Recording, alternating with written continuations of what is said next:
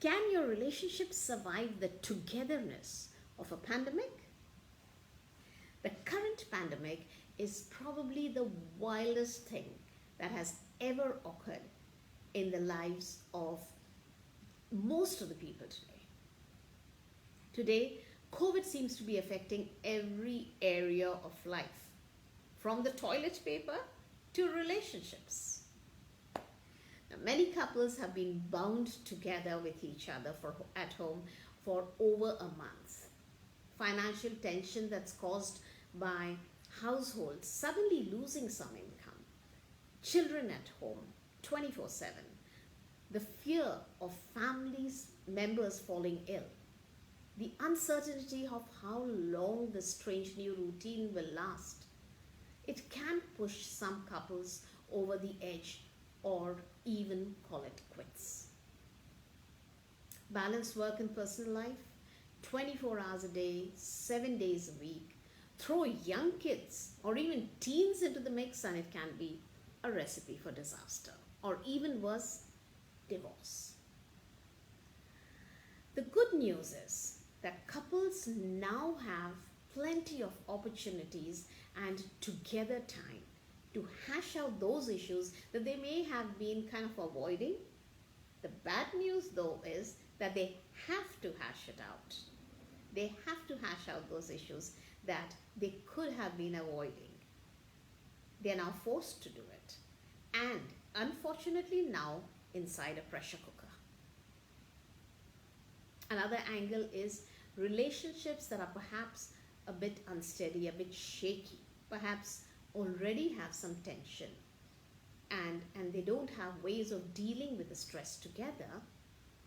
These can spiral downwards, and for the couples that are already at that breaking point, this situation just pushes them over the edge.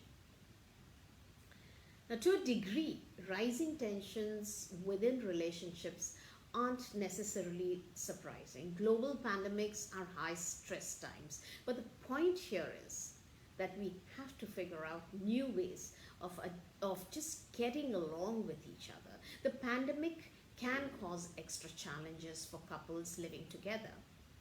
But on the flip side, it can also help them reconnect. Times of high stress are super indicators which almost always bring out people's relational coping skills, or then the lack of them.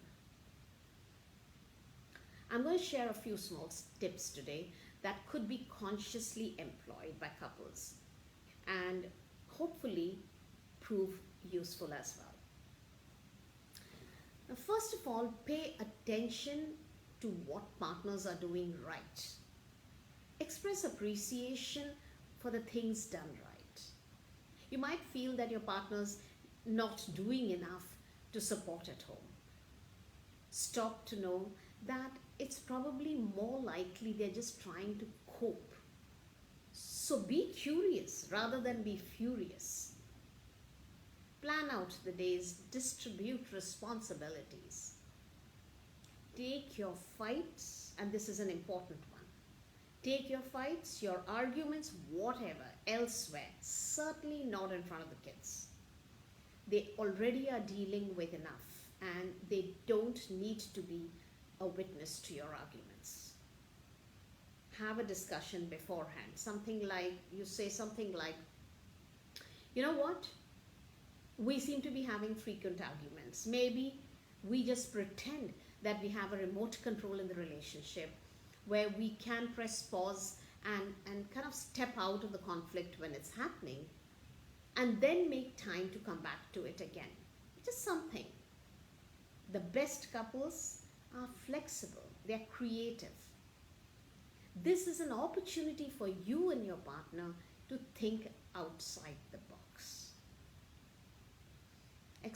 The other thing is also express your needs clearly, your wants clearly. Your partner's not a mind reader, especially at times like these. Your partner might be acing it at all times, but at current times, they will become garbage at reading your mind. Nobody is going to have the time or patience to notice everything that you need or desires. So ask, but ask nicely. The secret to any healthy relationship is healthy communication. When people have different perspectives, they have different ideas of what needs to be done, and the only way to work around that is to communicate. Communicate, communicate, and communicate. It could be as simple as, kind of checking in how your partner's doing, how he or she is feeling physically or emotionally. Doesn't have to be long and detailed. Most couples are now working from home and are required to spend almost all of their time under the same roof. And this particularly for couples who live in smaller homes. Lack of space can be very overwhelming. So personal space is important and necessary for most. Respect and embrace the need for space. Respect the invisible boundaries. When you're around each other all day, not intruding on each other's time and thoughts becomes very important. The other thing is, I personally think that acceptance does wonders. Instead of saying, let's wait for the situation to get sorted out, let's accept the fact that until July or August or whatever, our relationship is going to look like this. That way the uncertainty is lifted. Roles and responsibilities are kind of chalked out, and there are no surprises. More than anything else, now more than ever is the time coaches and therapists are becoming indispensable for giving people the tools that they need to get through the through the situation. Coaching can help people work through even the most intense anxiety.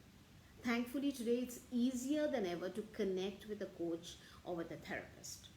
Just having someone to talk to, someone who can help you work through some of these difficult times, these difficult issues, is invaluable. So if you want to talk, you want some support in these times with your relationship, reach out. Schedule out a call through the link below. It's all about finding the calm in the chaos.